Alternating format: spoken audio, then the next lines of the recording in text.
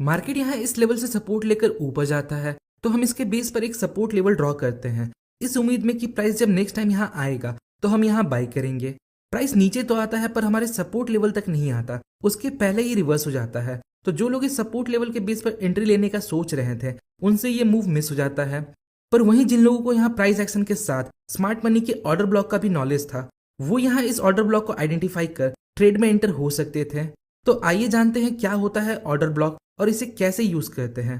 पहली बार हम किसी वीडियो का लाइक एम रखेंगे तो इस वीडियो का लाइक एम होगा 1000 लाइक्स। होपफुली ये आपके लिए ज्यादा मुश्किल नहीं होगा। स्मार्ट मनी कॉन्सेप्ट सीरीज का ये हमारा दूसरा वीडियो है। पहले वीडियो में हमने स्ट्रक्चर मैपिंग और वीक एंड स्ट्रॉन्ग लेवल को कवर किया था। अगर आपने पार्ट 1 नहीं देखा तो पहले उसे देखें। So what is an order block? Order block is a price range where smart money buy और सेल इन लार्ज अमाउंट। मतलब ऑर्डर ब्लॉक प्राइस का एक रेंज होता है जहां स्मार्ट मनी ह्यूज क्वांटिटी में बाइंग और सेलिंग करते हैं। अब स्मार्ट मनी क्यों एक रेंज में बाय और सेल करते हैं? मान लीजिए मार्केट अपट्रेंड के दौरान ब्रेक ऑफ स्ट्रक्चर फॉर्म करता है, तो इस समय अगर मुझे या आपको ऑर्डर प्लेस करना होगा तो हम अपने इंटरेस्टेड प्राइस पॉइंट पर मार्केट ऑर्डर लगाकर या लिमिट ऑर्डर लगाकर अपने सारे ऑर्डर्स को एक ही जगह फुलफिल कर सकते हैं। क्योंकि हमारी क्वांटिटी कम होती है इसलिए हमारे अगेंस्ट बायर्स और सेलर्स इजीली मिल जाते हैं।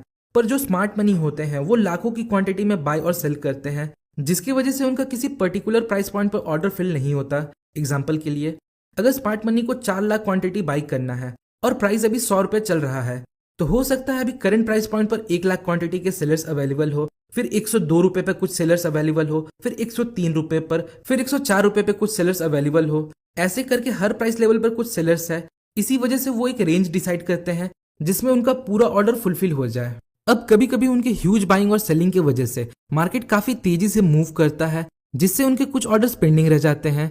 देखिए, अब प्राइस ऊपर आ गया है, अगर वो इस प्राइस पॉइंट पर खरीदेंगे तो उन्हें लॉस होगा। तो वो अब कुछ ट्रैप मेथड का यूज करते हैं। सर्टेन अमाउंट लगाकर वो प्राइस को वापस नीचे लेकर आते हैं। बेसिकली वो बस प्राइस को रिटेलर के स्टॉप लॉस तक लेके जाते हैं, जिससे मार्केट अपने आप नीचे आ जाता है। फिर फर्दर उन्हें प्राइस को नीचे पुश करने के लिए कैपिटल लगाना नहीं पड़ता, और प्राइस जब वापस उनके जोन में आता है तो वो अपने बाकी बचे पेंडिंग ऑर्डर्स को फिल करते हैं। अब देखिए, मार्केट को नीचे लाने में भी उनको कुछ पैसे लगाने पड़ते हैं, पर बाकी बचे पेंडिंग ऑर्डर्स को हाई प्राइस में खरीदने से अच्छा वो अपना थोड़ा दिमाग लगाते हैं और अपना प्रॉफिट को थोड़ा कम कर प्राइस को नीचे लेकर आते हैं, जिससे एवरेज में उन्हें ऊपर खरीदने से ज्यादा नीचे खरीदने में प्रॉफिट होता है।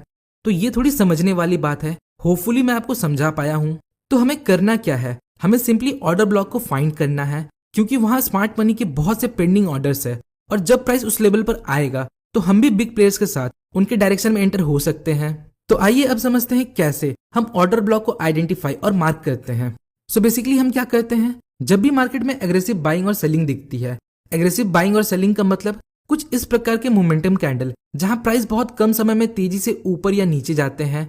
तो इन मोमेंटम कैंडल्स के पहले जो वीक कैंडल होता है, वीक कैंडल मतलब जो इस बिग मूव के पहले स्मॉल रेंज कैंडल है, तो हम उसके बेस पे एक जोन ड्रॉ करते हैं जिसे हम प्राइस एक्शन के लैंग्वेज में डिमांड या सप्लाई जोन बोलते हैं। और जब यही डिमांड और सप्लाई जोन कुछ क्राइटेरिया को फुलफिल कर जाते हैं तो इसे हम ऑर्डर ब्लॉक बोलते हैं। इसलिए बहुत जगह डेफिनेशन में ऑर्डर ब्लॉक को ऑप्टिमाइज डिमांड या सप्लाई जोन कहा गया है।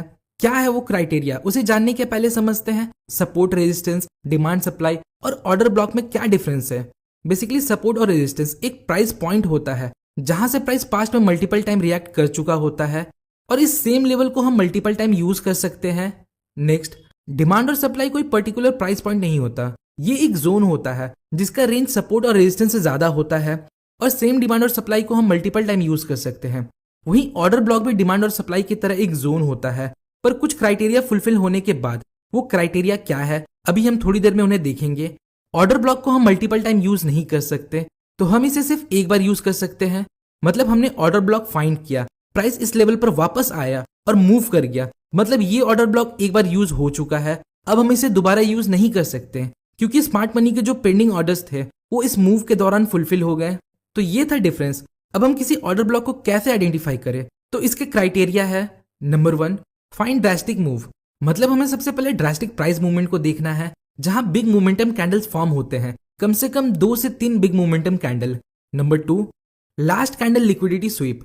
मतलब मोमेंटम कैंडल बनने के पहले जो कैंडल है हमें उसे देखना है। अगर उस कैंडल ने अपने प्रीवियस कैंडल का लो ब्रेक किया तो इसका मतलब इस कैंडल के नीचे की लिक्विडिटी स्वीप हुई है, और यही हमें चाहिए। पर अगर लास्ट वीक कैंडल अपने प्रीवियस कैंडल के लो को ब्रेक नहीं करता है तो इसका मतलब ये ऑर्डर ब्लॉक इनवैलिड हो गया। सेम एक अप मूव के बाद जब प्राइस तेजी से नीचे आता है तो यहां हमें चेक करना है जो लास्ट वीक कैंडल है क्या उसने अपने प्रीवियस कैंडल के हाई को ब्रेक किया। अगर किया है तो हमें अगले स्टेप को देखना है और अगर नहीं किया तो ये ऑर्डर ब्लॉक इनवैलिड हो जाएगा। अब हमें इनएफिशिएंसी या इम्बैलेंस को देखना है, वो क्या होता है। इस एग्जांपल में देखिए, लास्ट वीक कैंडल ने अपने प्रीवियस कैंडल का लो ब्रेक किया और फिर प्राइस तेजी से ऊपर आ गया, जिसकी वजह से लास्ट कैंडल के हाई और सेकंड मोमेंटम कैंडल के लो के बीच एक गैप बनता है। इसे हम प्राइस इम्बैलेंस या प्राइस इनएफिशिएंसी कहते हैं। हम इसे फेयर वैल्यू गैप भी बोलते हैं। एक वैलिड ऑर्डर ब्लॉक के लिए फेयर वैल्यू गैप जरूरी है, पर बहुत बार क्या होता है, सेकंड मोमेंटम कैंडल की लोअर विक कुछ इस प्रकार से नीचे आ जाती है और ऑर्डर ब्लॉक एरिया को टैप करके ऊपर चली जाती है, तो ये एक इनवैलिड ऑर्डर ब्लॉक बन जाता है। जब इस कैंडल का विक यहाँ टच करता है तो यहाँ जो भी पेंडिंग ऑर्डर्स होते हैं वो इस विक फॉर्मेशन के दौरान फिल हो जाते हैं। मतलब अब यहाँ कोई डिमांड नहीं है। अब चूंकि कोई इम्बैलेंस गैप नहीं है जिसे फिल करने प्राइस नीचे आए, तो ये ऑर्डर ब्लॉक इनवैलिड हो जाता है।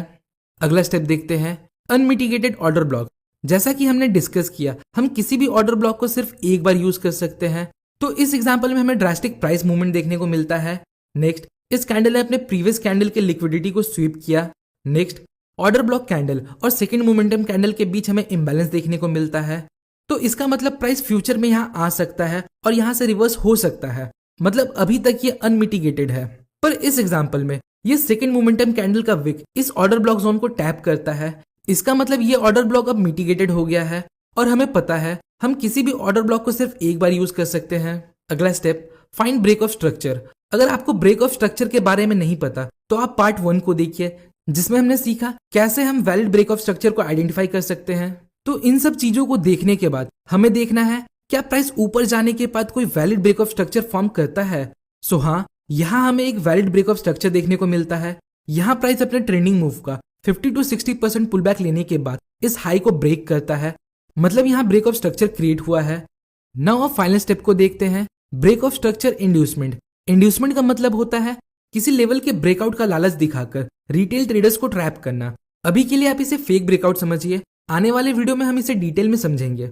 सो यहाँ ब्रेक ऑफ स्ट्रक्चर के दौरान बहुत से रिटेल ट्रेडर्स यहाँ लॉन्ग ट्रेड में एंटर हुए होंगे, पर प्राइस ऊपर जाने की जगह नीचे आकर उनका स्टॉप लॉस हिट कर देता है और फिर प्राइस ऑर्डर ब्लॉक जोन में आने के बाद वापस ऊपर चला जाता है। सो आइए अब इस सारे प्रोसेस को और लॉजिक को एक चार्ट के हेल्प से समझते हैं। सो यहाँ मार्केट में ब्रेक ऑफ स्ट्रक्चर क्रिएट हो रहा है। नेक्स्ट, इस मूव को देखिए, ड्रास्टिक प्राइस मूवमेंट, जहां 3 मोमेंटम ग्रीन कैंडल्स है। नेक्स्ट, अब हमें देखना है क्या मोमेंटम कैंडल के पहले जो वीक कैंडल है क्या उसने अपने प्रीवियस कैंडल के लो को ब्रेक किया। सो हाँ, यहाँ इसका लो ब्रेक हुआ है। नेक्स्ट, अब हमें देखना है क्या यहाँ कोई इम्बैलेंस गैप है। तो हाँ, इन दोनों कैंडल के बीच ऑर्डर ब्लॉक कैंडल और सेकंड मोमेंटम कैंडल के बीच गैप है। नेक्स्ट, प्राइस यहाँ इस हाई को ब्रेक करता है, मतलब यहाँ ब्रेक ऑफ स्ट्रक्चर क्रिएट करता है।